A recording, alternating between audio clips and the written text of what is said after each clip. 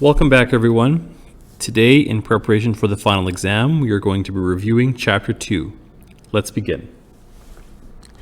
The first question has a series of fractions and decimals. I need you to put them in order from smallest to largest. Give it a try. The answer is -7/9, -0.7, 1/4, 1 3/5, and 1 2/3.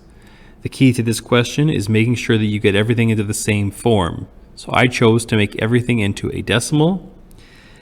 This allowed me to easily tell what was smaller and what was larger. Next question. I have 1.41 and 1.42. I need you to write a fraction in between these two decimals. The answer is 283/200. To get that, the first thing I do is put 1.41 and 1.42 into fraction form. Now, there's no number that goes between 141 and 142, so I made the fractions bigger by multiplying them both by 2. And then between 282 and 284 was 283. Next question. Here are two fractions, 2/7 and 4/13. I need you to write these into decimal form. I need you to write a decimal that's in between these two fractions. The answer is 0.29. So you convert 2/7 and 4/13 into decimals, and then write a decimal that goes in between them.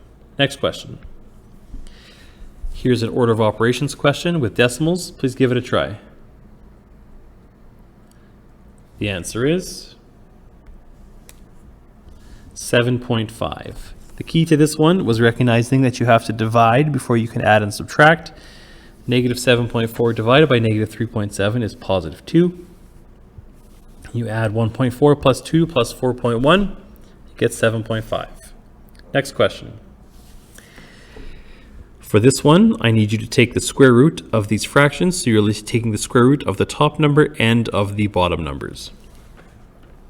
The answer is 11/6 for the first one, and 12/9, which we then simplified down to 4/3 for the second one. Next question.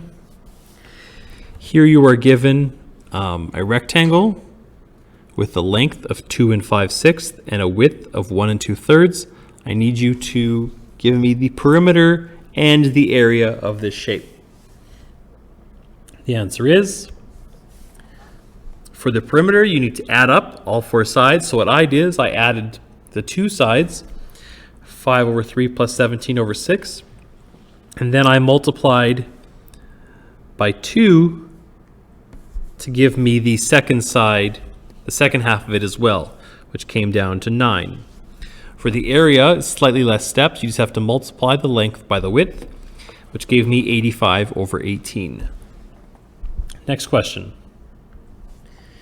Here are one adding fractions question and one subtracting fractions question. Please give those a try. The answer is 1/16 for the first one, remembering that you need to get a common denominator. And once you have a common denominator, you just add the top. 6 minus 5 is 1/16. For the second one, we got 13/20. The first step was to convert our mixed numbers to improper fractions, and then look to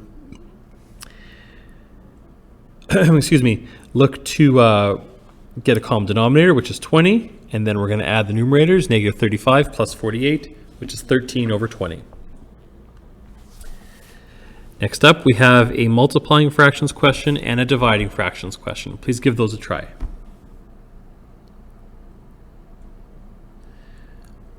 Two 2/5 times 3 5/6 will come to 46/5, and -7/11 times divided by 14/33, you have to multiply by the reciprocal.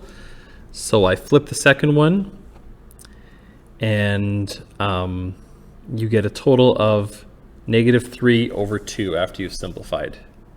Next question. is a bit longer one, 2 over 5 times 15 over 4 plus negative 3 over 2 minus 4. Please give that a try.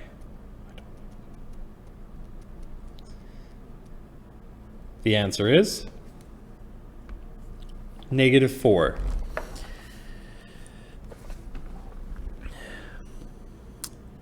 I did the brackets first, which got me down to negative 11 over 2. And then over here, I multiplied these two together, which got me 3 over 2. Then I already had a common denominator, so 3 minus 11 is negative 8 over 2, which is negative 4.